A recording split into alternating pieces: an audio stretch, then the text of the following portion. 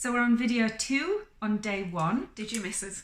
I bet you did. I bet you did. So we've got 12 more wonderful, amazing artists, designer makers and craftspeople to talk to you about in this next video. So today we're going to kick off with Chris Boland. Chris Boland is a jeweller and he makes really beautiful but actually quite dramatic architectural inspired metalwork. He uses precious gemstones and he's much more interested in the materials and the gemstones being inspiring the work and the work inspiring them rather than having a very fixed idea beforehand. You can see from this image his ideas are bold. He uses angular settings and the colours of the gems that he uses are really quite beautiful and quite magical, and he often uses colours of things that other people wouldn't necessarily be drawn to. So very unique, individual, and in a way they're very exacting in the style. They really are. And next we've got Christine Meyer-Eagleston, who is a artist who creates furniture and wall pieces, and each one is a one-off, and they've just got the most amazing marquetry across their surfaces. She uses a mixture of dyed wood against natural toned wood, and I think you'll agree that they've just got this beautiful geometry to them. Each piece is so intricately cut and quite bold designs as well, with the use of colour. Yeah, and there's something so striking about her piece, and it's funny, we've kind of kicked off today's video with two people who really make quite bold statement pieces. And that's really exciting in the land of furniture, where quite often we're surrounded by furniture that's quite muted. Well, that's absolutely not what Christine does. Her pieces really have something to say. They do.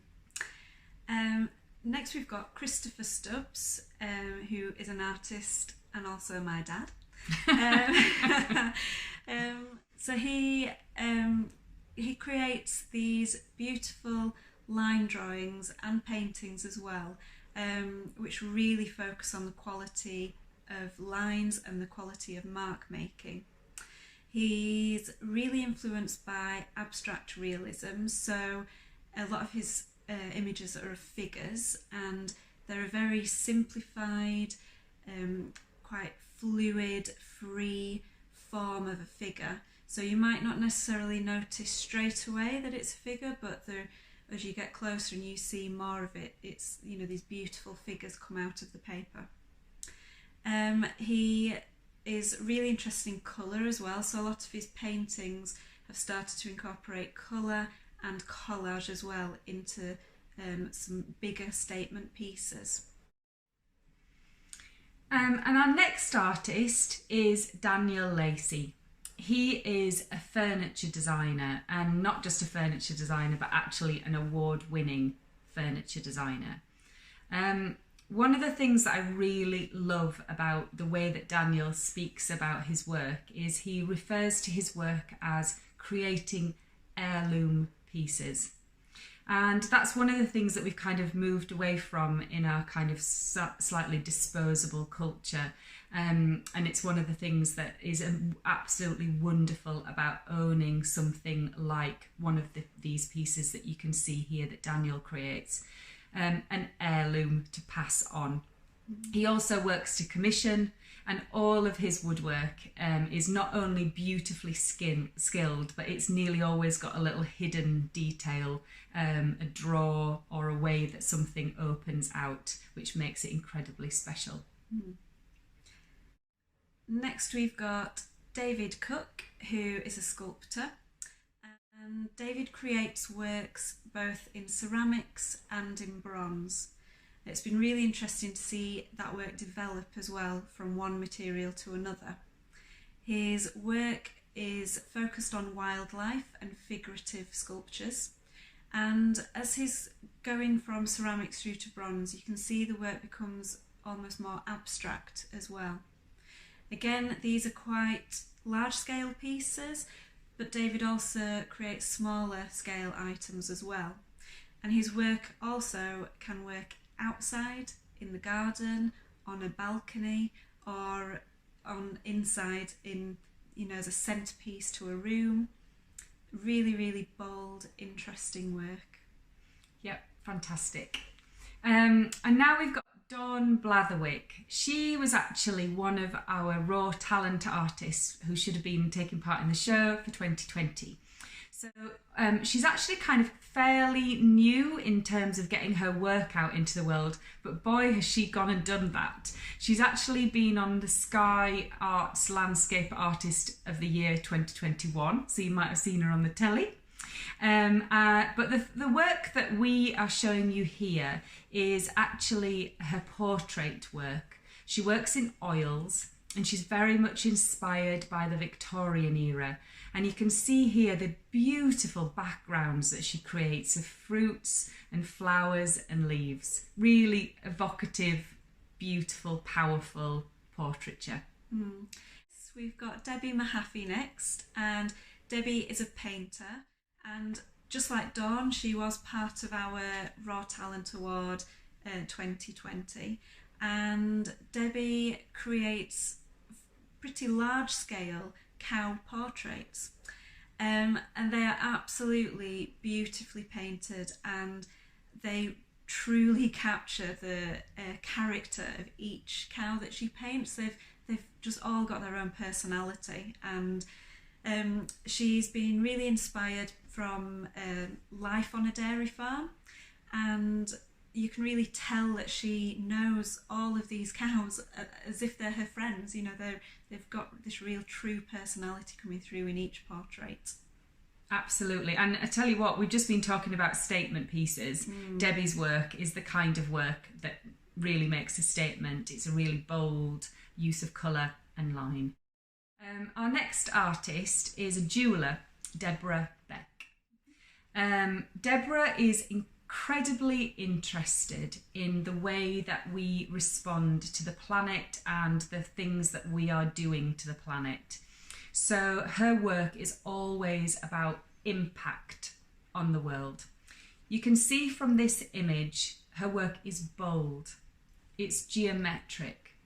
She uses silver and found plastic pieces to create what is her newest range, which is plasticity.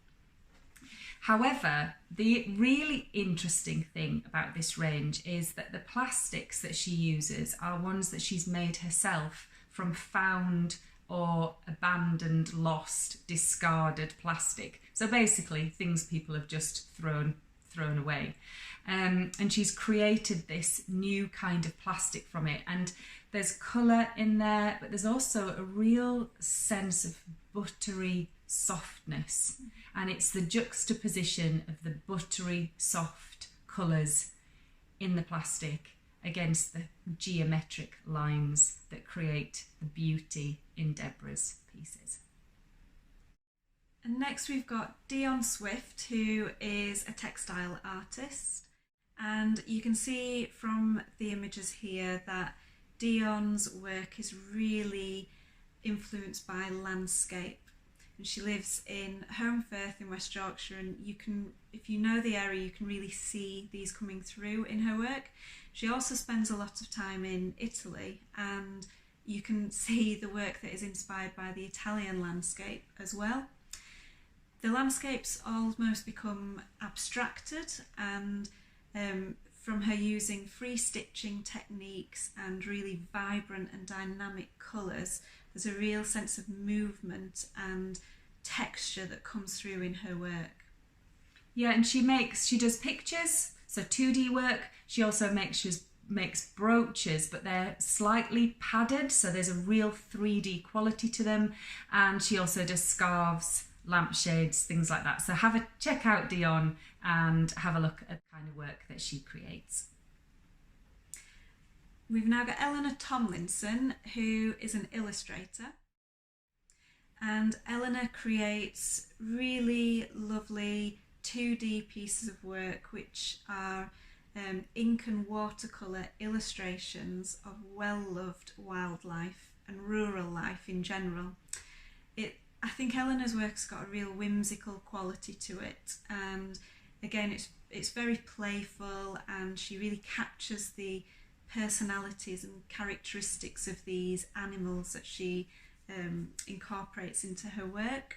There's always a sense of movement or action in each piece as well, whether it's stags butting horns or pheasants flying. There's a real sense of movement. She also uses a really lovely colour palette, and it's it really captures each season, whether it's spring or summer. Autumnal colours coming through are lovely in this piece. Yeah, and there's something that we're going to move on to here with Elise Bicker's work, and she's a sculptor, and they're totally different work. You can see as we bring up the images, they're totally different, and yet at the same time there's such connection between how the characters and personalities that they're trying to evoke are centre stage. So Elise uses bronze casting to create these characters, and she's really interested in symbolism. So you can really, I can kind of imagine these things kind of coming out of the ground or being kind of formed or found in the landscape. And there's something very ancient and otherworldly about these sculptures that are suitable for outside as well as in. They are.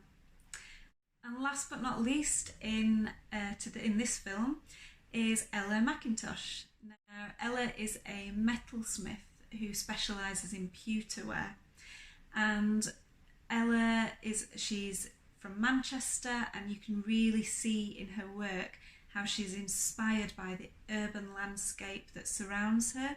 It's a very industrial area with old mills and chimneys, and you can really see how she incorporates this into her work using contrasting elements of highly polished pewterware through to the really rough raw materials. She creates things such as spoons or candlesticks. She also does functional pieces such as vases, and they've just got a real sense of industry to them in how they're made, in their texture, and they're really you can see the work that's gone into them and exactly how they're made, how they're welded or soldered together and hammered, and there's a real sense of Ella's touch in each piece. So that's the end of video 2. So thank you for being with us. We've gone through 12 amazing artists, designer makers and very skilled craftspeople. So if you'd like to find out more, you can have a look on our website on the exhibitors page, and we'll also be following this little video with some more images too. We'll see you in a little while for video 3. Bye. Bye.